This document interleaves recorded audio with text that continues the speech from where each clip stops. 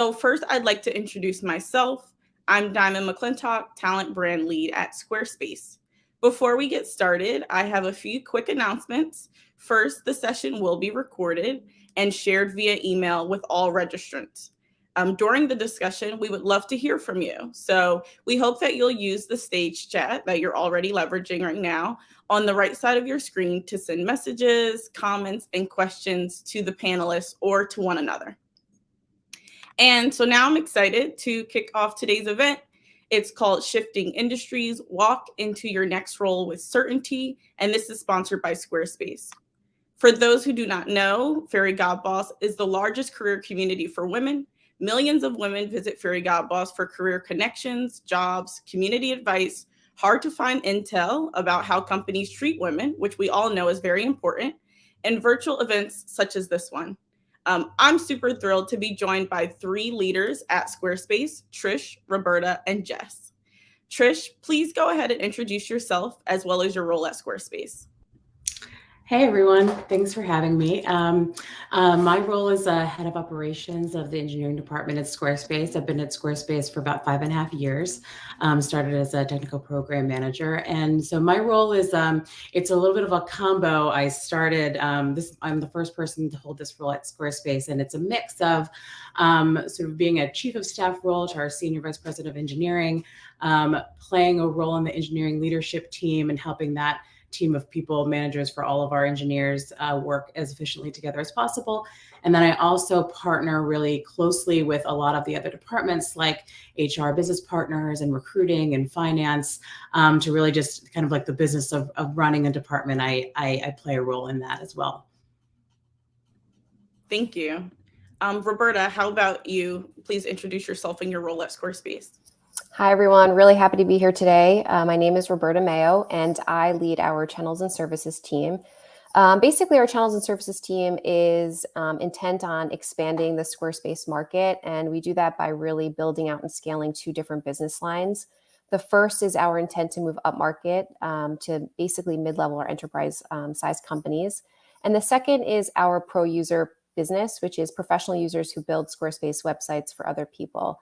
So very simply, we try to expand the business through acquiring and nurturing these 2 different business lines. Thank you. Jess? Hi, thank you for having me as well. So I've been at Squarespace for about 4.5 years, and I am the senior manager of employee engagement. So I sit on the broader team of employee engagement, internal communications, and talent brand. And I think as a cohort, our common goal is to really, how do we attract, engage, and retain like the best talent that we can at Squarespace? Personally, I'm responsible for, developing our events and programming strategy in terms of, what kind of programming makes sense throughout the year based on our goals, and then see all of that through to execution. So everything from company-wide events that feature our customers to product demos, networking events, milestone and recognition moments throughout the year, and also our company-wide all hands. But kind of similar to everyone else, work in a kind of consultative fashion across the business for anything that is going to impact a large cohort of our employee population in terms of how might this be received? Is there, how can we, educate employees the best that we can? So kind of lots, have my hands in a lot of things as well. Thank you. Thank you all. I'm excited about our discussion today. And I enjoy working with each of you in the unique ways that I've been able to experience each of you in our partnership during my time here at Squarespace too. So really excited to hear more about your backgrounds and ask you some questions to get to know about how you got to where you are. And for those who are just tuning in, I'd like to remind everyone that we will be answering questions that come directly from you all. So as you hear each of our panelists today speak, definitely think about the things that are resonating, things that you might want to know a bit more about, so that ultimately we're here to help and support your growth in your own career. So please submit your questions on the chat on the right side of your screen, and we'll do our best to respond to as many as we can. So our first question, or Trish, I'd love for you to respond to this first. Where did you start your career journey, right? And what were your previous roles and experiences like? And then what made you decide to make those career changes? I know that I've been able to kind of stalk each of your LinkedIns and see that you've made pivots, maybe industry changes, maybe the departments that you guys have been in have, transformed during your time. So would love to just know how your career started, your previous roles and experiences, what those were like, and what made you decide on each of those pivots. Yeah, I'm happy to share. So I started in book publishing actually over 20 years ago. It's actually why I moved to New York City. And, I had these dreams of becoming like a book editor, these romanticized roles. I ended up actually becoming a managing editor, which is honestly, it's the project manager of bookmaking is what that is. That's where I found myself after a couple of years in book publishing. And there were a lot of transferable skills from book publishing to website publishing. I was working at Random House at the time, which is, it's a large company, and they were building, they were redesigning the Folders Travel Guides website that was sort of going sideways. And someone who, I'll talk a little bit more about sponsors and mentors later, but someone who was a sponsor to me at the time said to the publisher, managing editors are also like project managers. And so they put me into the role, kind of managing software building, and I never looked back after there. So really over the years that followed that, moved into software companies. It's really where I built my core project management skills, my internal stakeholder management skills, like specifically how to set expectations. And really, it's because I was in software, not having a background in software, not being an engineer, I became that translation layer between stakeholders and technology. And that's where I really built the core of those skills over those next few years in software companies. I then moved into a role in an agency where we built software for other clients. And really over those 5 years, I continued to build some of my project management skills. I also ended up, that's where I started being a people manager. Also work with external clients, which is like an additional skill set to use versus internal clients. It's also where I started building and maintaining budgets, and also just continued with my technical expertise there. And then I moved to Squarespace over 5 years ago. And my first 4 years here, I took all of that previous experiences I had to be one of the first of the 3 technical program managers that we had at the company, and help build the TPM team over time, working for a wonderful manager. Because now that team is, I think, almost over 20 people over this time. And we've kind of, I still say we, because TPM is dear to my heart, but have technical program managers are across almost all the businesses in Squarespace. And so working under that wonderful manager, her management approach is just so clear. And I just learned innumerable lessons about leadership, really. I started as an individual contributor, but pretty soon, because of the scaling, took on more and more management roles. So then when it came time to, when I decided to pivot into the current role that I'm in right now, it really came from, I was a 100% people manager for a while. At that point, I hadn't been on the ground with day-to-day project management. And I spent a lot of my time looking at trends in issues that would go on, or, problems that would help my team solve.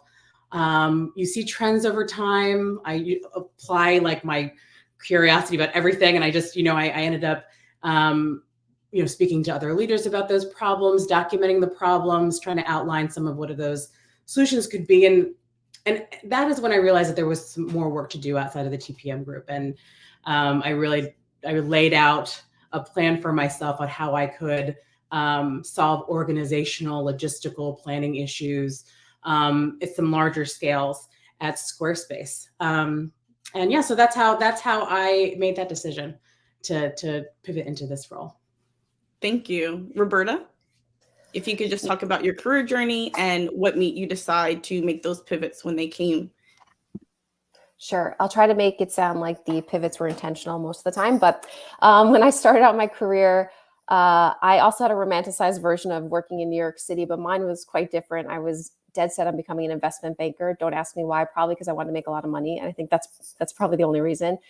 Actually, the second one was more, I wanted to be fluid and fluent in financial markets and like really know how to talk the talk and walk the walk, as you say. Fortunate for me, the 2 times I graduated from educational programs were during recessions. When I graduated undergrad, not a great time for financial markets. So investment banking was like few and far between, which I think fortunately worked out for me. I went to a few of the interviews and I knew then like this wasn't going to be the role. But I did find myself at Bloomberg in financial markets and financial services. And it was an amazing, great entry level position because they had a very specific training program where you learn about the financial markets, you're on their help desk and customer support, and then eventually become a salesperson. Well, I pivoted within even that role and took on some management roles very early on in my career and had amazing sponsor and executive leadership and was able to manage really large scale teams very early on in my career, very large scale operational teams, which kind of really built the foundation of what I wanted to do in the future of my career. So I spent 6 years there at Bloomberg. I was pretty burnt out. I was working crazy hours in my 20s when my friends were at bars. I was doing conference calls with Asia. And I knew there was a time limit on it. And I knew when I wanted to make a pivot, I just didn't know what. So I went back to school for my MBA.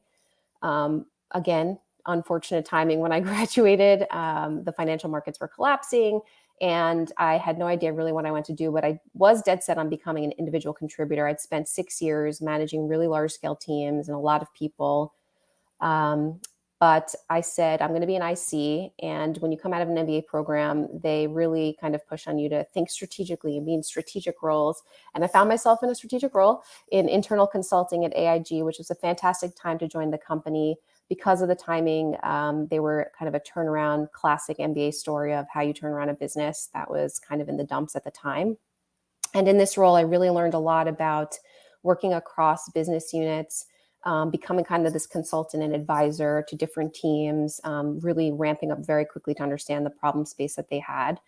And I learned a ton there. I had a fantastic manager who taught me a lot about advocating for yourself, understanding where your career North Star is, and also negotiating. She told me I was one of the worst negotiators in our interview, which I take with me personally now moving forward. And then from there, I knew I didn't want to stay in the wider AIG company. I was looking for other roles, but nothing was really focusing. And fortunately, the CEO that I'd reported to at Bloomberg became the CEO of Dow Jones. And a lot of ex-Bloombergers were migrating over to the Dow Jones company. And I found myself in a really cool role, which was a startup within this large company of trying to launch a loyalty program for Wall Street Journal subscribers.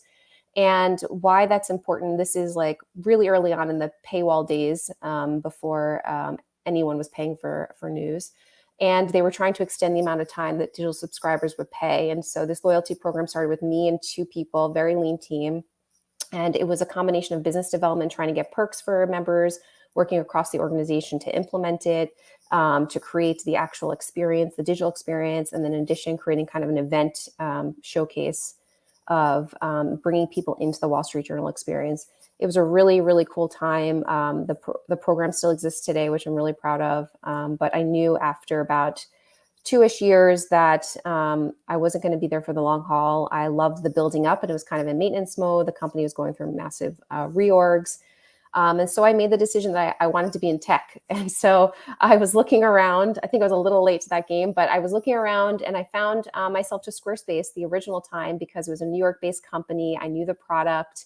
It really resonated with me. And then once I went through the interview process, it brought me back home to my operational roots from Bloomberg. And my first role at Squarespace was managing customer operations for North America.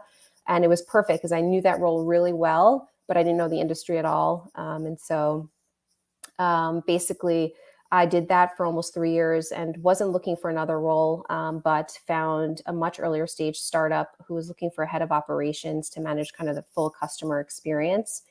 And that was brand new to me, being much earlier stage. I worked at very large companies. At the time, Squarespace, when I joined, was probably around 400-ish people. And this was like really small, early stage Series C at the time. I was there for 14 months leading operations. I knew pretty early on it wasn't the right fit for me. So I rekindled my relationship with the CFO, who was a mentor and sponsor for me at Squarespace.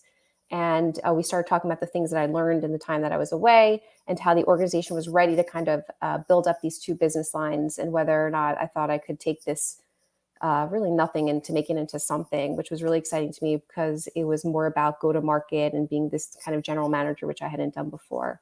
So that's what I'm doing today. And yes, I am very fortunate. Ryan mentions that to have really, really good sponsors and managers who have kind of helped me find my way, even though sometimes it wasn't intentional. Thank you. Jess? Similarly, I have a very like non-linear path. I'm always slightly embarrassed, but my first job out of school was I was working for a boutique, very high-end wedding planner, very different than everyone else's past experience, and also not something that I ever like grew up wanting to be. I used to be like, that is not a thing that I think other people do, but not me. But I was there for about 2 years until I wound up at Google as an event producer, kind of taking all of that event planning, but like, please get me out of weddings and brides and into something else. So wound up at Google. I was there for 5 years, focused on the first half of my time there focused on B2B marketing events, doing a lot of thought leadership events with our like large advertisers, and then pivoting to the B2C world. When I left Google, I was managing all of YouTube's consumer activations all over the world. So like our presence at Comic-Con or the Venice Film Festival or things like that. And at the time, I mean, I feel like I had what a lot of people would consider to be like a dream job. It was very fun, lots of travel, like huge budget, high pressure events. But I also just didn't feel like people were like, you have the coolest job in the world. And I was like, yeah, I don't know if I want to do this forever. And at the time I felt like, okay, I don't have a mortgage, I don't have kids, like, and I quit with no job. I gave like a long lead time and I left. And I, freelanced as an event producer to pay the bills, focused though on events that I was like more interested in the kind of food and agriculture and sustainability space, which is just like a side passion of mine. And also to like fuel that passion, I worked part-time on a rooftop farm in Brooklyn. And then for 1 year, I spent half my week upstate in the Hudson Valley working on a farm, and just, produced events to make a living through all those years. At some point, I needed some kind of stability in my life again. My husband and I were planning to start a family. And so when I was thinking about what I wanted to do next, I really didn't know. Somebody sent me an opportunity at Etsy. I think the description I think was internal events manager. And like on paper, I was like, I don't think so. That's like holiday parties and stuff. Like, but it was a brand that I was like, oh, but I really like love Etsy. Like, I'll take this interview and see and hear more about it. And I just thought it was so interesting. It sat on the people team, which is a team I've never sat in. The umbrella team was like culture and engagement. So was D&I, it was onboarding, it was employee engagement, all of these things. And I was like, oh, this is like fascinating. I kind of didn't know that there were people who cared about this stuff and worked together, and wound up being really interested in the role. So I wound up taking the job and was there for about 2 years. Before Squarespace approached me, and it kind of, I wouldn't have left that role except for Squarespace. Like, I think for me, I have to always work for companies and brands that I feel passionate about. And for, I was really familiar with Squarespace when I was freelancing. I started something called New York City Honey Fest. Squarespace actually sponsored and gave me a free website after I cold emailed them. And like, it was like, loved them. My husband used it for his small business. So I was like, oh, I love Squarespace. So it was a great opportunity to kind of do it on a slightly larger scale, manage a team and grow. And so, yeah, like I think what I love about this work is that, when I was doing these large scale events before, it was always this huge thing and then it's over and it's just over. And you're like, I spent all this money. Sure, I got this many impressions or we got these press mentions, but like, did it matter? And so I think for this work, it's a lot of these like micro moments, but it's working towards building something bigger, building a culture, making people happy, making people feel excited and engaged. And so you don't have as much of that like immediate payoff, but then you don't have that come down. Like I'm there's always work to be done. And so that's kind of like, I think, how it all plays together, but certainly not what I set out as my career journey as well.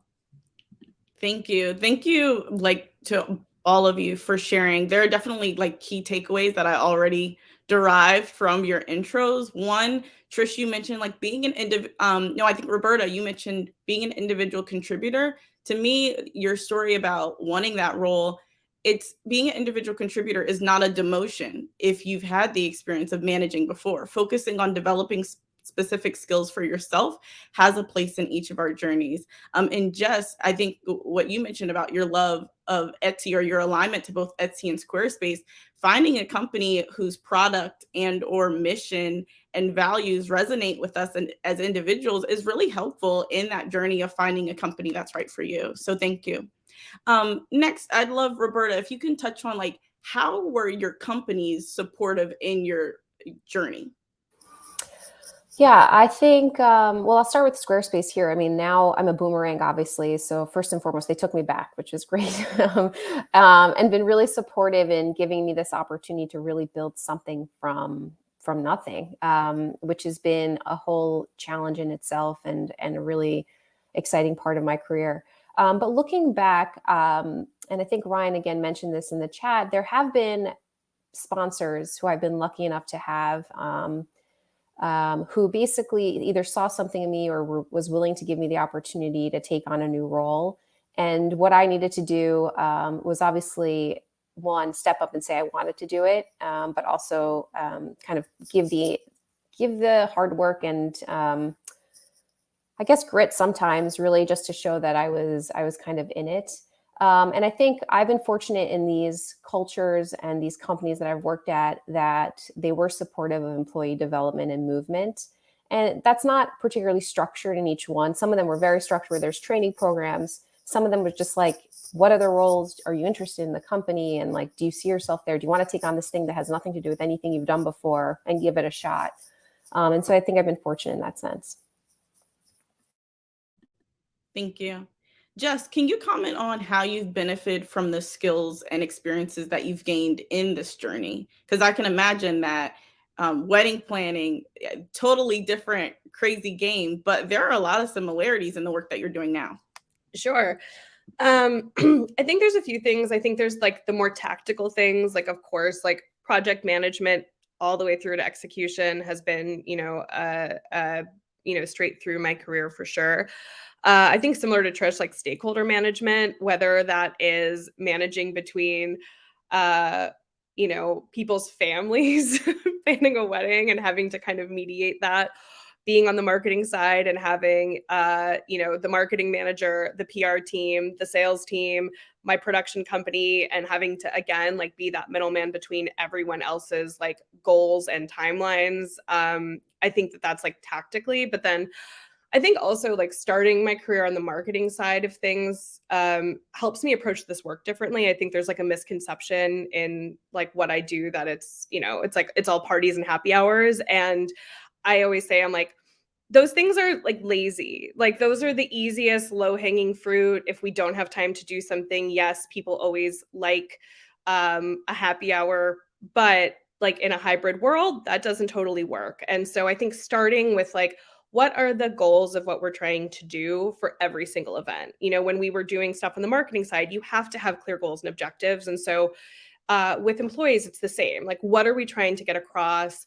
What is the purpose of this moment that we're trying to do? And then planning the right activation for what our goals are, I think is really important. And I think approaching this work in that way has really helped me kind of differentiate myself than, others. Thank you. And Trish, how about you? How have you benefited from the skills or experiences that you've gained in those pivots? Yeah, so similarly as I walked through the beginning, there are certain skills that I've just built over time, right? The project management piece, the stakeholder management piece. But there's a couple of things that stand out to me that I wanted to share, which is, I think every role that I had, I was always aware of the skills that I already had, and I leaned into those. But I also really made sure that I was aware of the skills and experience I didn't have in the new role that I was walking in. Usually that manifested itself into like what I was worried about. So I bring myself through an exercise of like, what am I worried about? You know, translating those into the risks. What are the risks there? And then translating that into mitigation plans, which usually ends up in asking for help, either advice or someone who's done it before, a subject matter expertise. And like, as someone who has a hard time asking for help, this was one of the biggest things that has helped me, I'd say most recently in my career, is to ask for help, because that's really, that's probably, I'd say, in the role that I'm in now, which is a role of one. I don't have a team. The biggest success I've found is finding help, and that being rooted in where are the areas that I either don't have the experience yet or the skills built up yet. So that's one thing. One of the benefits of like walking through my skill set. The other thing I'll share, and I think probably the number one skill that's helped me time and time again, is navigating ambiguity. Because really every role I've ever had has an element of ambiguity, and really and it gets more and more ambiguous as the roles increase in scope and in impact. And so over time I've built, somewhat of a toolkit for navigating ambiguity, really just like asking questions, asking for help, as I mentioned, and even faking it till I make it in some cases is one of the ways that I get through navigating through ambiguity. You just have to kind of pick and choose. And I think the most important thing that I found about navigating ambiguity, especially in the role that I'm in now, where I have lots of balls in the air at the same time, is that I know with certainty that I will drop one or make a mistake. I know it. I know it's going to happen. So something I bring myself through is sort of like, I'm going to drop one of these when I'm feeling stressed. I'm going to drop one, and that it will be okay eventually, right? Like that'll be the thing that I learned from, if I didn't do something correctly, I get feedback. I can always incorporate that next time. So it's just knowing that there will be something or some things that will trip you up. And if you can just make your way through and learn from it, that has been the biggest thing that has helped me over time. Thank you. Roberta, can you talk about what you find most rewarding or challenging about your current work?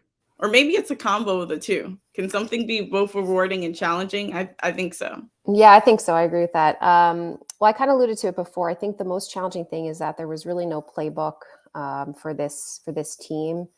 So everything was really something I and the team were making up as we went along. And I think that is inherently challenging, but also the most rewarding, because what we've been able to do together as a team is really build and scale something. And so as the business impact has increased, so has the scale of the team. And that's been really rewarding. When I restarted at Squarespace, the team was 5 people. Now we're at 40. And it's not about growing like a department per se, but it's been growing in tandem with the business impact that we're making. And I think that's been the most rewarding thing.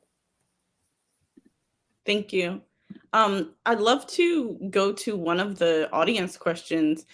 Joan put in a question that a lot of people are resonating with. How do you communicate your pivot on your resume and or cover letter? Do you say I'm pivoting, or do you keep your original title on your resume? Does anyone in particular want to take this one? If one person can respond, that'd be great. I'm happy to chime in from my perspective. I own it. Granted, again, I think that I think you can make it. I think it makes you more interesting. I think it's helpful if there is a big pivot happening, like in your cover letter, like calling that out, but calling out exactly how your experience still aligns with it or the work you're doing to get into that. So kind of calling out the elephant in the room there. But I always leave my old titles, but I put like a blurb up at the top that kind of summarizes what, more so the experience, that is less to do, I think, with the actual title, since as you heard from all of us, all of our experience can translate to anything. And so highlighting really what that experience means, and then speak to it, because I think it can just make you more interesting. I think having that versatile, that diverse background just makes you, I think on paper, more somebody I would want to interview to hear about, and this person might come in with really new ideas. Thank you. Does anyone else want to chime in on that one? Trish, I think you had took yourself off mute, or Roberta. Yeah, just quickly, I agree with everything Jess was saying. I often add like one sentence even in the role, even when the title is not very clear in what it is. So agree on the top level, but in the role explaining kind of high level the experience. And then second is just really have a good story when you actually get to the interview stage of weaving in the pivots and moves and why the decisions were made. And like I started, some of them might not be intentional at all, or they might be, but at least you have that story to explain. Thank you. Trish, I'd love if you were talking about what are your favorite things about working at Squarespace. And I think I'm really interested in hearing your response to this because as you alluded to in your intro, you work with so many different departments. So I'd love to know in your time here, what are your favorite things about Squarespace? Yeah, absolutely. So, really it's two, which is the product itself, which I believe in heavily, and then in the people. And so I'll dive in a little bit on both of those. The product, coming from an agency before this, where we were building custom sites for Fortune 500 companies, and they were paying a not small amount of money to do that. When it's, when I discovered Squarespace on a podcast, like most of us did, that I was like, oh, this is what the world needs is a product like this, and really sort of making this tool available for those Fortune 500 companies, but also for like my aunt's neighbor's son who like needed a website, and those are really the folks, and that's why I find the product so compelling. And then there's of course the people who run that, and all, not just engineers who are physically building, but everyone, right? The work that Jess does and the work that Roberta does, everyone who's involved. And I think when I say people, the thing that drives me is, I alluded to this a little bit when I decided to take on this role of more of an operational planning, logistical role, is because we have been a growing company for a long time. Roberta started when we were 400. I probably started when we were around 700, maybe a little bit less than that. And there's scale. Scaling is not easy. When you do hit the bumps in the road, the people who may get impacted the most are the people working at Squarespace. And I really am, where I get my energy from. The reason why I want to do this role every day is helping those folks either, have a clear vision of what we're doing, make sure that teams and departments are talking to each other. And, even for, the engineering managers, people managers out there, making sure that like they're clear on, when our performance reviews coming up, when all of these things that do make a difference in either toil in people's jobs, all those things. What really drives me is sort of removing as much of that as possible, just because they deserve it. They're working on this amazing product. So that's my insights there on Squarespace. Thank you. And Jess, you have such an interesting role where you really manage and oversee the experience of our employee population. So either from the perspective of your role or the perspective of just an employee yourself, what is your favorite thing or things about Squarespace? Yeah, I think Trish nailed some of them. I think the people, we really have like the employees at the company are all like, they're smart, they're collaborative. There's like, I feel like there's not a lot of ego. It's like everyone is like wants to know what you're doing and wants to talk. And I think that has been something that's been amazing. And I think especially over the last 2+ years, I think we've all had to kind of, especially in my role, like pivot the way we do everything. We were a predominantly in-person company when the pandemic started, and everything we did was in person. And so now we had a year of, okay, how do we do everything virtual? And now how do we, start to do things hybrid? But everyone has been like, I think, very gracious and understanding as we try different things, and very excited about like the new things that we're rolling out. So I really love the people at this company. But then the flip side of that is like just being really proud to work for a company that like empowers so many people around the world. And I think an amazing part of my role is getting to connect our employees with customers, because depending on your role, you might not have a lot of like day-to-day interaction with our customers, but that's like why we're all here doing what we're doing. And so we bring in a lot of customers for like workshops for employees and fun stuff. And if we do something in person, like maybe a customer will cater or we'll play music or something else. And so being able to like support our customers and, you know, spend my budget back on our customers to bring them in to inspire our employees and like connect them with why we're all here, I think is like makes me so excited to be able to do what I get to do.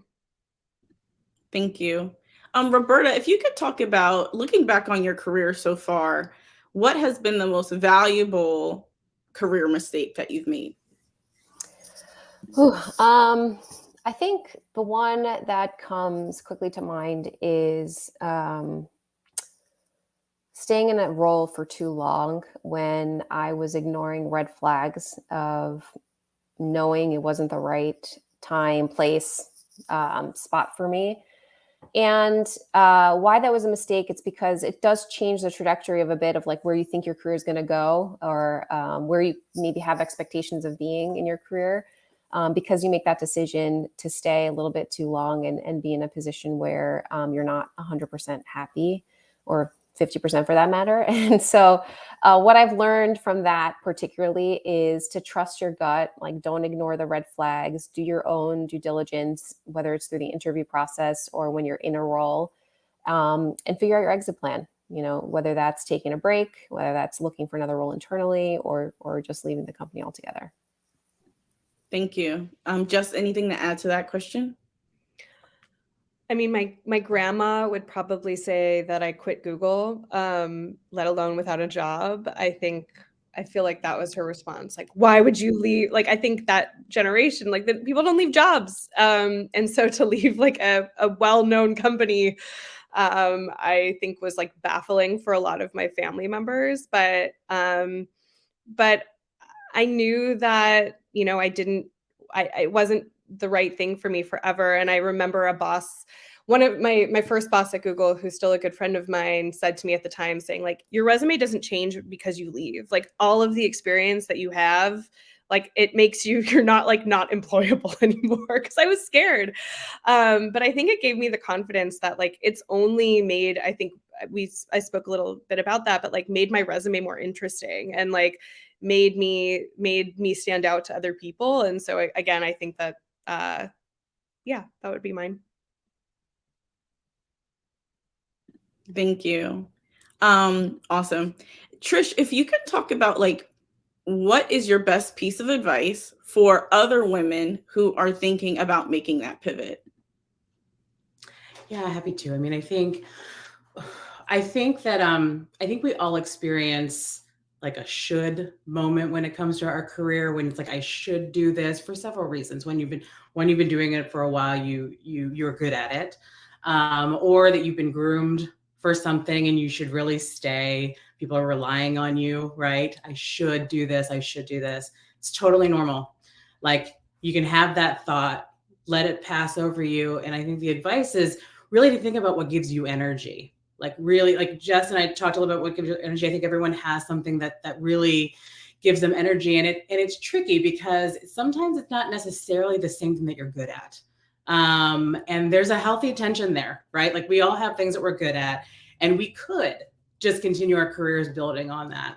But it may not intersect. And so I think something I think about to kind of help with that, you know, with that healthy tension is thinking about the problems that you want to solve. Because I think that can help you find that sweet spot between what you're good at, meaning the skills you already have, and what gives you energy. I think that's what helped me a lot in this role that I came in now. Like I felt guilt, you know, for being groomed for more TPM management over, 4 years. But knowing that I really wanted to solve larger operational issues, and knowing that there was at least some skills that I already had that could be applied there. That is once I got it in my head, I couldn't think about anything else. So that's what I would just think through is like, have the should moment. We will all have it, let it pass and then think about what gives you energy and see if there's some overlaps with the skills you already have. Thank you. And Venus, I saw that you put in the chat about like, how do how do you go about looking for a new opportunity when you don't necessarily know where you want to pivot to? And I think Trish just sort of answered that in my opinion, identifying what are the skill sets or the interests that you have, and identifying roles that you might not think you have the experience for, but there have to be some consistencies with the experience that you have, your interest, and what you can find in a new opportunity. So maybe starting there. Roberta, if you can share a piece of advice for other women who are looking to pivot as well. Yeah, I think Kate asked this question of like, how do you know when it's time to leave? And then to Venus's question as well. I think for me, it's like when I'm comfortable. It's Trisha's should moment. It's like I know what I'm doing. I know this thing, and I'm getting really comfortable in this. I think the pivot time comes from starting research, which could be as simple as talking to people. Like, what's your role? Like, what are the things that you're trying to do? Identifying what you get energized about or excited about. Read job descriptions that are out there and open, and start saying things like, "Ooh, this is something really cool," or "This is something I would never want to do." And for me, it started off my career or throughout my career, it's learning the things that I don't want to do. And that could be from doing the job and like doing specific things within the job and knowing those very clearly. And they may be byproducts of the roles you have to take on to make that next step or to make that pivot. But if you know clearly like where those boundaries are, I think that helps in terms of what the next role or jump might be. Awesome. Fairygodboss has a tradition of asking panelists, what have they observed that women don't feel comfortable enough bragging about or taking ownership of the amazing things that they have achieved. So if each of you could share with us an accomplishment, personal or professional, that you're most proud of. Jess, if you can start. Sure. Well, I'm glad I'm first because I feel like I can take the easy way out. I'm just gonna say like parenthood. Like I am a mom of two, a 4-year-old and a 1-year-old. I think doing that the last, 2.5 years has been like an incredible accomplishment. And like the biggest learning curve of my whole life. So, not to take it away from all the work stuff, but I feel like that's honestly like my biggest accomplishment. Awesome. Trish? Yeah, this one, I thought about this one for a little bit. I mean, one of the hardest things for me to say out loud, even to myself, let alone in a group like this, is I'm really proud of the life I've built and the fact that like, I'm happy. It's hard to even say that like to girlfriends when you're sitting around and sort of naturally talking about what's wrong, but just the fact that like I live a happy life with a partner who's a true partner, a family filled with love. I have a fulfilling career, which while definitely stressful at times, it does give me a sense of satisfaction. And at the end of the day, also, gives me I have the means to enjoy other things like traveling. Like if I zoomed all the way out, I'm super proud of it. I really would rarely say it out loud. So thank you all for letting me be vulnerable here with you all. Thank you. And Roberta? Honestly, mine's a combination of both. I'm a mom of 3 and also have a career that I am very proud of. And, they say like, oh, you can't have it all. You can, and just in your own terms. Not to say that it's perfect all the time or that I'm sane every day, because I'm definitely not. It's more that I'm just grateful to be able to parent 3 young kids and also have a career. Awesome. Great. So right now we're going to take some questions from the audience, and you guys have been putting fantastic questions in the chat. So we hope to get to a few of them, and apologies in advance if we don't get to all of them, but I think our panelists have done a great job of alluding to a lot of the things that you are interested in.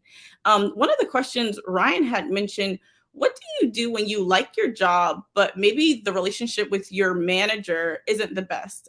Roberta, do you want to take this one? Any advice for Ryan?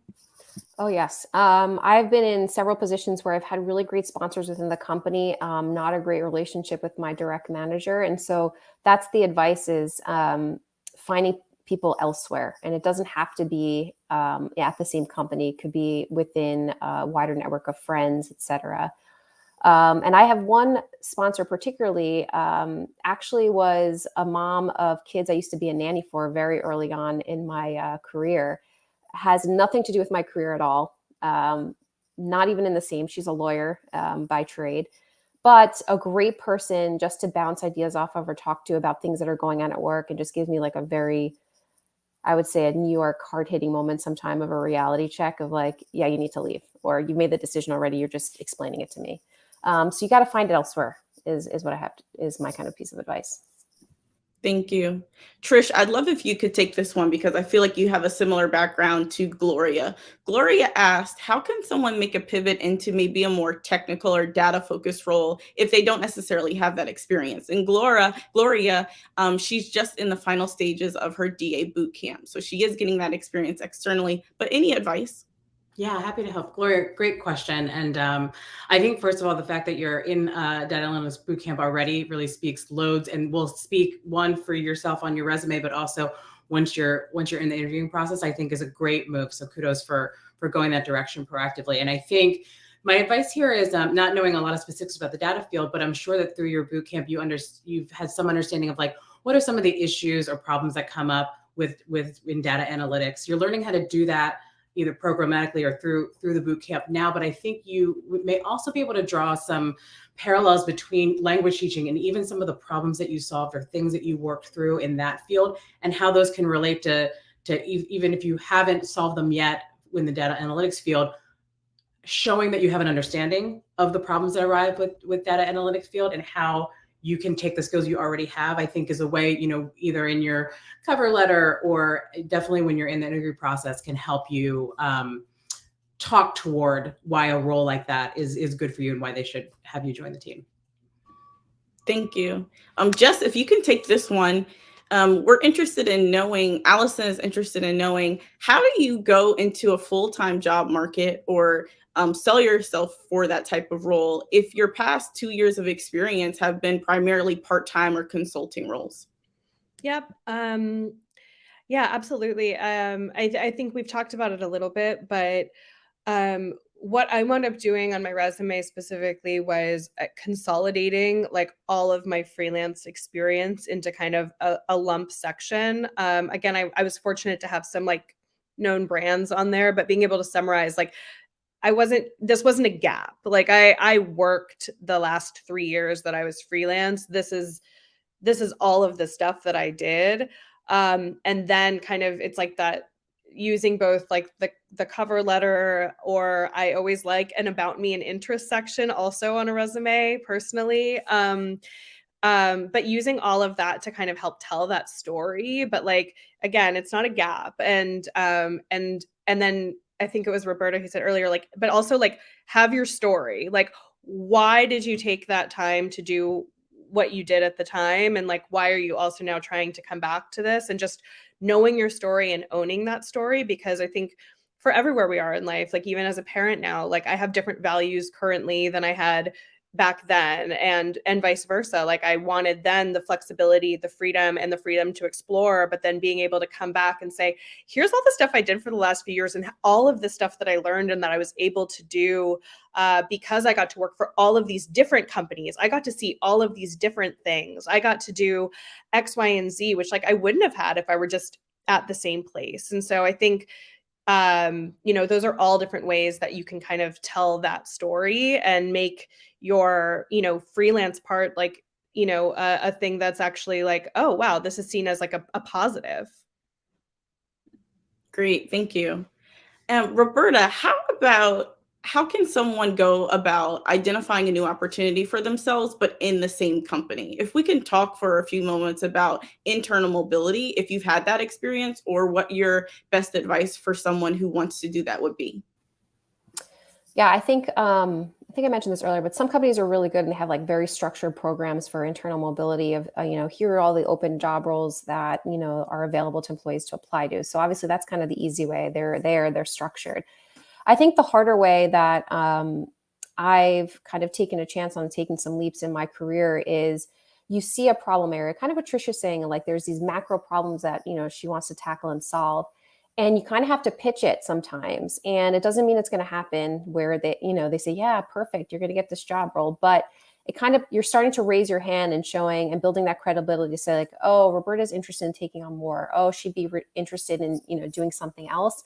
so that you kind of become top of mind when those opportunities do come. So sometimes it's really just finding an area that you see, you kind of have some foresight into, look, they might be looking for someone new here, and throwing your hat in the ring for it. Thank you. Trish, do you have anything to add to that? No, actually, Roberta took the words right out of my mouth. That was a perfect answer. Okay, thank you. Raya wants to know, if you're pivoting to a new industry, what would you recommend? Would it be starting with an entry-level role for that new career path, or maybe a higher level role if you do have a few years of work experience under your belt, but it's just in a totally different career path or industry? Jess, any comments on this one? I think it depends on what it is. I think I think that there's a case for either, depending on like what you're looking to do and what the opportunity is and how everything aligns. I think if you are, in a position that you can take an entry level role, that, I think, I tell like my younger cousins and stuff, I'm like, like you can make yourself invaluable by being like a really responsible person. Like you come and you do a really good job every day at anything, and like you will keep moving up. And so I think that there's always something to like, I tell people like you can always start over, because I feel like people can start entry level anywhere and work their way up. That being said, if you have relevant career experience, I don't think that should stop you from trying, if there's a role that you think you would be good for, and trying to get in there. So I think either is a different path. Yeah, no, I appreciate that. And I know that I'm just moderating here, but I've had that exact experience where for 5 years I was a recruiter, and now I'm not in recruitment. And recruitment is the only experience that I had prior to joining Squarespace. And Squarespace was not only my first time not doing recruitment, but it was also my first time in a brand new industry. I had always been in entertainment and media, and this is my first time in tech. So there were a lot of bits of newness for me coming in here. Luckily, I was able to pivot into tech, which is something I had always wanted to do, without moving into an entry level role, which is not to say that would be a downfall, but for me financially, that wasn't something that I could do at the time. So I think just, what Roberta alluded to, like putting yourself out there when Roberta was discussing internal opportunities, sharing with the people at your organization what you want to do and identifying those opportunities. If there's not one internal, then definitely seek those out. Don't wait too long until you're like totally unhappy in order to make that pivot. Do so while you're in a good position, so then you can leverage those connections that you have at your organization to help you identify those new opportunities for yourself. So thank you. Elena would like to know, what do you do when you love your job and the role, which is somewhat made up of a role to fit yourself, but because it's at a smaller company, but the company you work for is a toxic environment. I'm in a constant battle if I should stay or go elsewhere when the job market is so iffy right now. Does anyone want to take this one? Yeah, I can chime in here. I mean, I think, Elena, it's hard. It's another should moment, and I totally understand that. I've been in similar situations of there's a lot of risk associated there, and I think part of the answer will be sort of what the risk tolerance is for yourself and those around you, your family, or for yourself. Because if you can tolerate some risk in your career, because the job market is iffy, it does sound like it might be worth taking a look elsewhere, just because of the way you've described it, at least. Even though the role does fit you, because it's a smaller company and you should stay because of that, it might be worth seeing it definitely is. Sorry, let me say, it is worth seeing of taking the skills that you have right now, places where it gives you energy, and maybe even the product of the company or the company you work in it does give you energy, but there could be somewhere similar out there with a different environment. That's at least worth looking at. And I'll also say here too, is that there's nothing wrong with interviewing, right? Like, interviewing is practice. It is not saying you're going to take the job. And I think that getting some of that practice in your belt and asking questions, right? Interview is always two ways. So you can ask a lot of questions of these other companies that will help at least not 100% answer the question about, the iffiness of the job market or the job, but it will give you some measure of security, at least, to be able to ask some of those questions. So my recommendation would be to get out there and start interviewing. And I think you'll start to see what some of the options are out there. Thank you. I have one lightning round question for each of our panelists here. Trish, let's start with you. What is a bit of advice you would give to your younger self? I tell her that one day you're going to say out loud, I started my career over 20 years ago, and it will be terrifying, but ultimately fine. I think that what I'd say to my younger self is, as kids, and growing up, you always think about like what career you want. You want to be a doctor or a lawyer or a teacher or a librarian. I would actually tell myself to think about it in terms of skills. Like what are you good at? What do you like to do? Because honestly, when I look back, like I was a project manager, lowercase p, lowercase m, my whole life. And I see it in my 8-year-old daughter. She is the same. And so I sort of so I have a little bit of opportunity to say to my younger self and my daughter to just say, what do you like to do? Because things like managing something, drawing a plan of Christmas decorations outside, but like handing it to our dad and being like, can you please? Those are all skills, right? Like it's a skill and those can be applied in a bunch of different ways. So that's what I would tell myself is skills versus vocation. Thank you. Roberta, what advice would you give to your younger self?